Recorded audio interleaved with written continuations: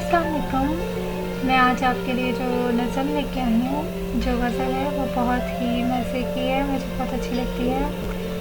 यूँ राहे वफ़ा की सलीब पर 2 कदम उठाने का शुक्रिया, बारहा पर ख़तर था ये रास्ता, तेरे लौट जाने का शुक्रिया। जो उदास है तेरे हिजर में, जिन्हें बोझ लगती है ज़िंदगी, सारे बज़म उन्हें यूँ देख कर तेरे मुँह छुपाने का शुक्रिया।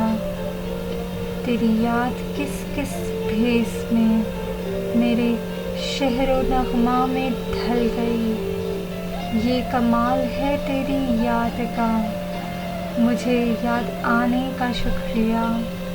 है ज़माने भर का असूल जो, वो असूल तो तूने निभा दिया। यही रस्म ठहरेगी मोतबर, मुझे भूल जाने का शुक्रिया। मुझे खस्ता हाल से देख कर तेरे होंठ फूल से खिल उठे।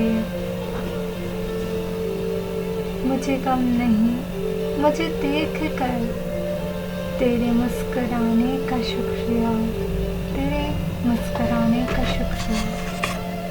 Please like, share, subscribe and comment, and don't forget to turn on your notification bell, and also visit my other videos as well. Thank you.